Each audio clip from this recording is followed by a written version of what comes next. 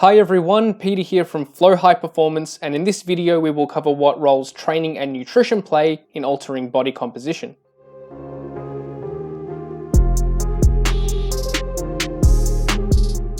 Before we get into the details of how training and nutrition influence body composition, let's first quickly recap what body composition is.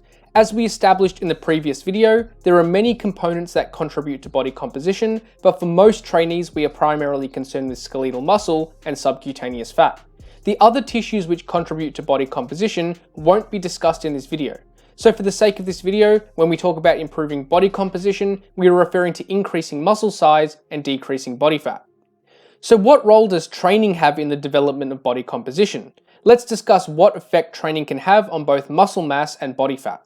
In terms of muscle development, training is the primary stimulus for growth. Resistance training appears to be the most effective form of exercise to induce muscle growth, although muscle growth can be seen through other forms of exercise too. Without a training stimulus, there is simply no reason for the body to adapt. Without a reason to grow, hypertrophy adaptation simply won't take place. We won't go into details of how to train to maximize muscle growth in this video series because this is a whole different topic in itself. But ultimately, we can think of resistance training as the driving force behind stimulating muscle growth. However, what influence can training have on body fat levels? Exercise in general can have an influence on body fat, although the impact is not major.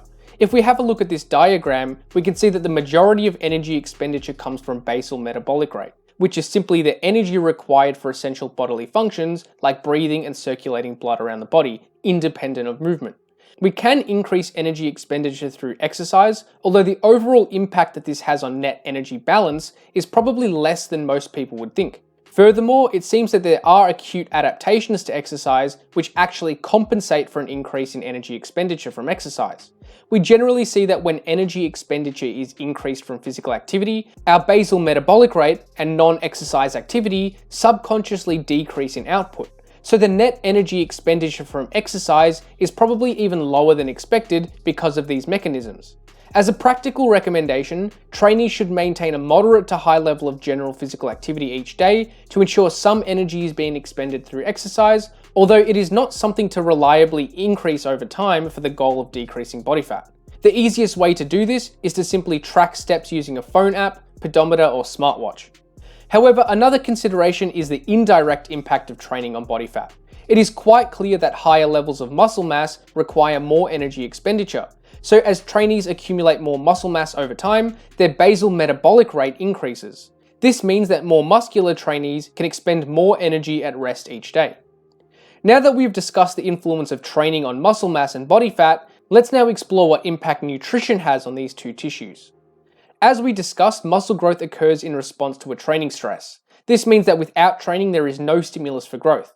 Nutrition, on the other hand, doesn't directly cause muscle growth to occur. It simply provides the raw material for muscle to be built. We can also manipulate our nutrition to maximize muscle growth from training. As we get into more detail regarding nutrition for body composition throughout this video series, we will explore how to do this. However, it should be understood that nutrition assists muscle growth, but doesn't provide the stimulus. Body fat, on the other hand, is almost purely a result of nutritional manipulation.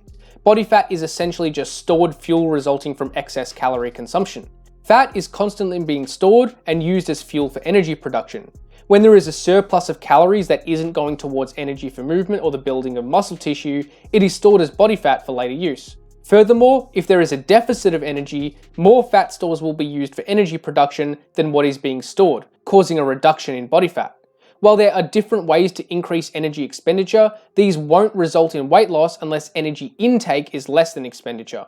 So changes in fat mass are largely attributed to the nutritional side of the equation. As a basic summary, we should now understand that training is responsible for providing the stimulus for muscle growth, while nutrition has the role of supporting muscle growth and also being the primary factor influencing changes in fat mass. For the rest of this video series, we will cover how nutrition can be manipulated to improve body composition.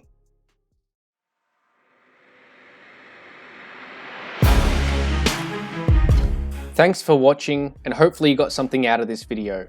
Remember to subscribe if you haven't already.